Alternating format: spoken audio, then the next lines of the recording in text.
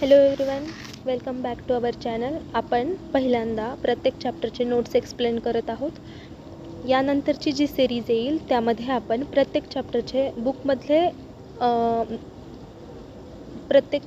बुकमधले explanation बघणार आहोत आणि तिसऱ्या पार्टमध्ये शॉर्ट व्हिडिओजमध्ये आपण प्रत्येक चॅप्टर वाईज MCQ, SAQ आणि LAQ कोणकोणते असतील ते बघणार आहोत.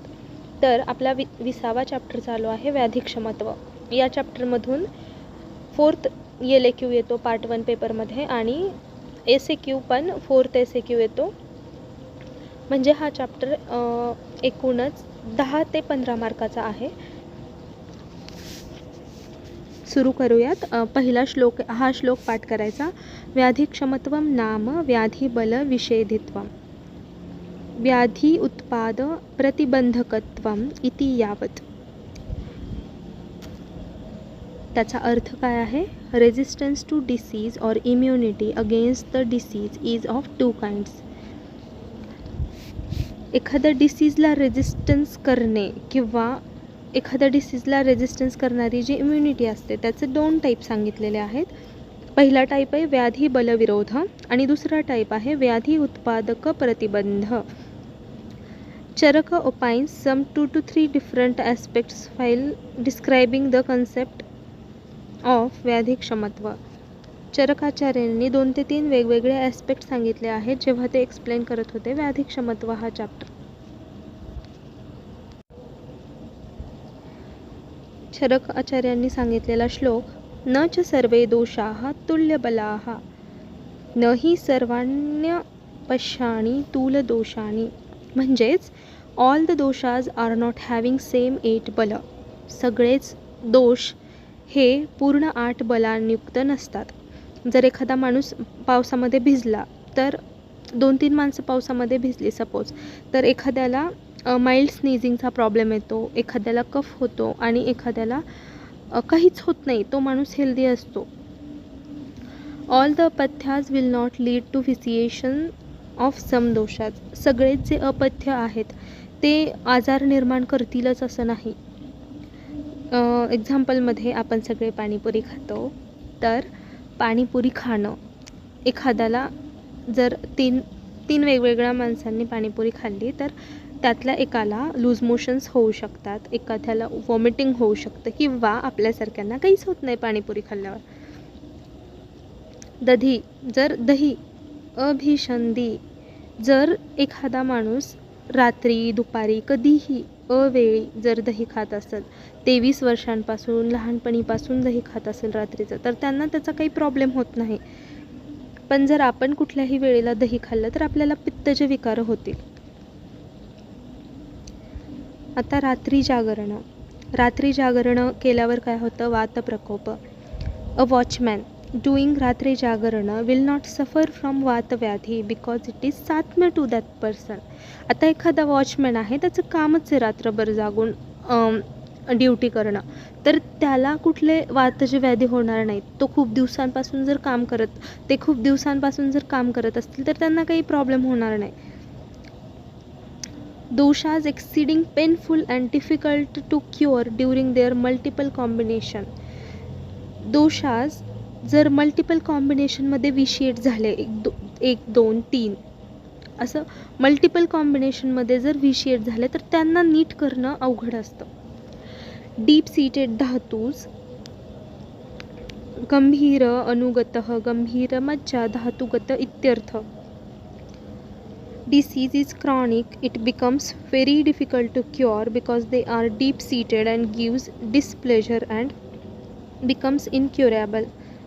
The following persons all unable to resist the disease. Disease खूप क्रॉनिक असेल, खूप दिवसांपासून असेल, तर तो डीप सीटेड असतो. त्याला जर आजार व्हायला एवढी वर्ष लागलेली असतील, ती कॉम्प्लिकेशन व्हायला एवढी वर्ष लागलेली असतील, तर तो क्युअर व्हायला पण तेवढीच वर्ष लागतात. म्हणजे त्याचं क्युअर करणं एवढं इझिली होत नाही, डिफिकल्ट असतं. तर कोणकोणते असे लोक आहेत जे डिसीजला रेजिस्ट करू शकत नाहीत? तर त्यामध्ये 7 प्रकारचे आहेत. पहिलं आहे ओव्हर ओबेस्ड इंडिव्हिज्युअल. खूप जास्त जाड माणसं असतील तर कोणत्याही आजाराला रेजिस्ट करणं अवघड जातं त्यांना. ओव्हर इमॅसिएटेड स्किन बोन अपिअरन्स, फक्त हाडाला फक्त मांसच आहे असे जे असतात त्यांनाही कुठल्याही आजाराला रेजिस्ट करणं अवघड जातं. मांस अँड रक्तक्षय पर्सन, मांस आणि रक्ताचा क्षय झालेला आहे त्या माणसामध्ये, अशा माणसाला पण आजाराला रेजिस्ट करणं अवघड जातं. जे माणसं विरुद्ध आहार घेतात, ज्यांचं आहारसत्व आहे, जे अग्नी आणि आहार कुठल्या पण व्याधी क्षमत्वाच्या मॅनिफेस्टेशनसाठी इम्पॉर्टंट रोल प्ले करतात. आता बघा, इफ पर्सन्स जठराग्नी is good, it will digest all type of food and leads to formation of proper quality of रसधातू. एखाद्या माणसाचं जर जठराग्नी चांगलं असेल तर काय होईल? पचन चांगलं होईल. पचन चांगलं झाल्यावर काय होईल? रसधातू नीट निर्माण होईल. फ्रॉम दॅट रसधातू उत्तरोत्तर धातू will produce lead to a good ओज. रसधातू छान आहे तर पुढचे 7ही धातू चांगलेच निर्माण होतील. ते चांगले निर्माण झाले तर ओजस चांगलं निर्माण होईल. आणि ओजस जर चांगलं असेल तर त्या माणसाचं व्याधी क्षमत्व जास्त होईल. आता कॉन्ट्रीब्युटरी फॅक्टर. कॉन्ट्रीब्यूट काय काय करतं? Factors which contribute for the व्याधी क्षमत्व आर, पहिलं काय? नॉर्मल दोष. दोष आज नॉर्मल असतील, व्याधी क्षमत्व चांगलं राहील. इक्विलिब्रियम स्टेट ऑफ धातू, धातूंची इक्विलिब्रियम स्टेट चांगली असेल तर व्याधी क्षमत्व चांगलं असतं. नॉर्मल नॉर्मल पोटेन्सी ऑफ स्त्रोतसची पोटेन्सी चांगली असेल तर व्याधी क्षमत्व वाढतं. The factors which support the equilibrium state of all the physiological parameters, सगळ्या फिजिओलॉजिकल पॅरामीटर्सला जे फॅक्टर सपोर्ट करतात ते सगळे फॅक्टर्स कॉन्ट्रीब्युटरी फॅक्टर्स असतात. इक्विलिब्रियम स्टेट ऑफ धातू इज कॉल्ड एज स्वस्थ. बघा, स्वस्थची डेफिनेशन आपण अशीही सांगू शकतो की इक्विलिब्रियम स्टेट ऑफ धातू म्हणजेच स्वस्थ आहे.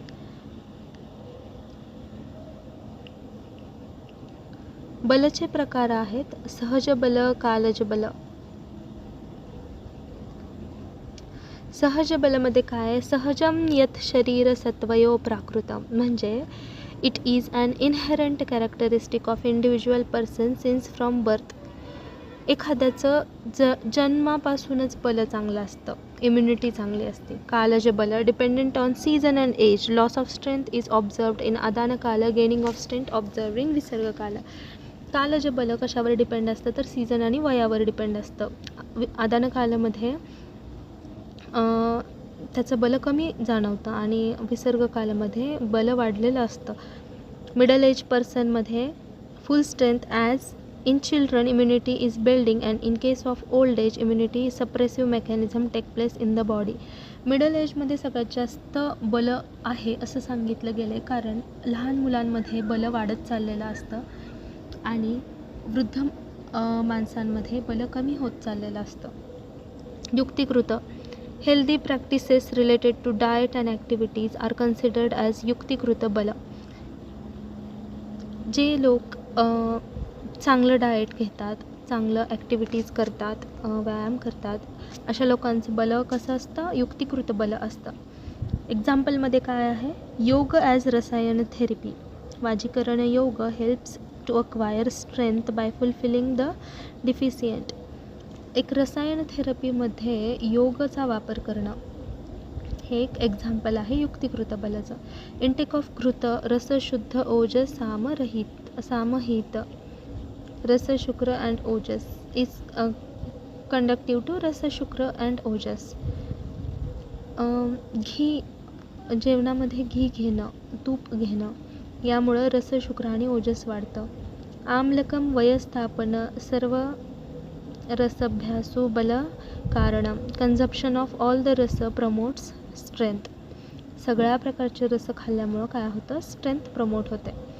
तर बलवृद्धिकर भाव हा पॉईंट इम्पॉर्टंट आहे. हा 5 मार्काला क्वेश्चन येऊ शकतो. तर त्यामध्ये 4 बलवृद्धिकर भाव एक्सप्लेन केलेले आहेत. कोणते आहेत? पहिलं कालयोग, दुसरं स्वभाव संसिद्धी, तिसरं आहार शौचत्व, चौथं अविघात. तर कालयोग म्हणजे काय? Young age is the period in which complete development of body is observed. Young age, तरुणपण हे असं आहे की ज्यामध्ये पूर्ण बॉडीची डेव्हलपमेंट पूर्ण झालेली असते. स्वभाव संसिद्धीमध्ये काय आहे? Sudden unseen factors favourable growth of body naturally बॉडीची ग्रोथ नीट होत असते. आहार शौचत्वामध्ये काय होतं? Excellent properties and qualities which support fulfils the growth. Properties आणि क्वालिटीज एक्सलंट प्रकारच्या असतात ज्या सपोर्ट आणि फुलफिल करतात आपल्या वाढीला. अविघातमध्ये absence of factors which favours the vitiation of धातूज. ज्या गोष्टींमुळे धातूचं विसिएशन होईल अशा गोष्टीत जर अब्सेंट असतील तर काय होईल? बॉडीला फायदाच होणार आहे त्याचा. ओजोभेद. आता ओजोभेद काय काय आहेत? ओजः सर्वधातू सारो बल अधिष्ठानम इति. ओजस म्हणजे काय? इसेन्स ऑफ सप्तधातू. ते अजून काय काय आहे? सीट फॉर उपधातू, सीट फॉर ओके. ओजस काय आहे? उपधातू ऑफ शुक्र. ड्युरिंग पाकप्रक्रिया 2 थिंग्स ऑब्झर्वड. पाकप्रक्रियेच्या मध्ये 2 गोष्टी निरीक्षणात आलेल्या आहेत. तर त्या कोणत्यात? मल म्हणजे मलस्वरूपी ओजस आणि सार म्हणजे गर्भामधून जो मिळतो तो ओजस. ओजसचे 2 टाईप आहेत, पर ओजस, अपर ओजस. पर ओजस किती असतं प्रमाण? 8 बिंदू. अपर ओजस अर्धांजली. अंजली म्हणजे काय? आपले 2 तळहात जोडल्यावर जेवढं प्रमाण असतं ते 1 अंजली प्रमाण. अर्धांजली म्हणजे त्याच्या अर्ध. इफ पर ओजस डिक्रीजेस पर्सन डाय. पर ओजस जर बॉडीमधलं कमी झालं, अष्टबिंदूपेक्षा कमी, खूप कमी, तर माणसाची डेथ होते. अपर ओजस डिक्रीजेस मॅनिफेस्ट इन 3 स्टेजेस. जर अपर ओजस कमी झालं तर 3 स्टेजेसमध्ये ते आपल्याला कळतं. पहिली स्टेज कुठली? ओजो विश्रंश. दुसरी स्टेज ओजो व्यापद. तिसरी स्टेज ओजो क्षय. तर हे जे 3 स्टेज आहेत, डायरेक्ट ओजो क्षय कधीही होत नाही. नेहमी ऑलवेज पहिल्यांदा ओजो विश्रंशच होणार, नंतर ओजो व्यापद होणार, नंतर ओजो क्षय होणार. तर ओजो विश्रंश म्हणजे काय? विश्रंश म्हणजे displacement from the normal place.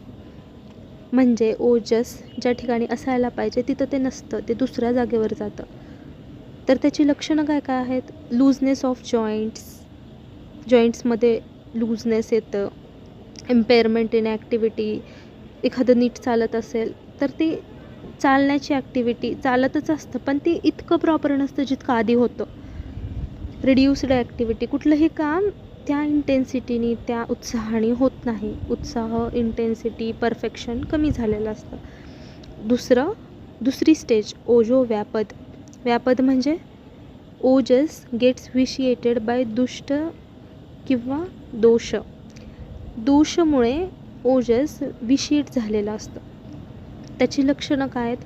स्तब्धता, stiffness, गुरुगात्रता, हेवीनेस इन द बॉडी, शोफ, वर्णभेद, डिस्कलरेशन, कलर वेगळा होतो आपल्या स्किनचा, तंद्रा, निद्रा, आळस येतो, झोप येते.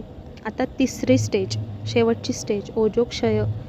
क्षय स्वप्रमाण, ओजसच्या प्रमाणामध्येच क्षय झालं. तर त्याची लक्षणं काय आहेत? मूर्छा, मांसक्षय, जे बॉडीचं मास आहे ते कमी झालेलं दिसतं. प्रलाप, मोह अँड माया. ओजवह स्त्रोतोदुष्टी विकार. ओजवह म्हणजे ओजस एका प्लेसपासून दुसऱ्या प्लेसमध्ये नेणारे जे स्त्रोतस असतात त्यांच्यामध्ये कोणकोणते विकार होऊ शकतात? तर खाली टाईप्स आहेत बघा. ओजो निरोधज ज्वर, शोष, मूर्छा, ज्वर, प्रमेह, पांडू, राजयक्ष्म, उदानायुत प्राण, धातुक्षय, अभिन्यास ज्वर. एवढे प्रकार आहेत ओजवह स्त्रोतोदुष्टी विकारचे. यामधलं जे दोषपाक पॉईंट आहे ते आणि धातुपाक जे त्याच्या पुढचं चॅप्टर आहे ते दोन्ही कधीही एकत्र शिकावं लागतं, त्यामुळं अंडरस्टँडिंग जास्त चांगलं होतं. तर आपण दुसऱ्या व्हिडिओमध्ये ते दोन्ही पॉईंट एकत्र शिकवूया. हा चॅप्टर इथेच संपवूया. चला तर मग थँक्यू, बाय बाय.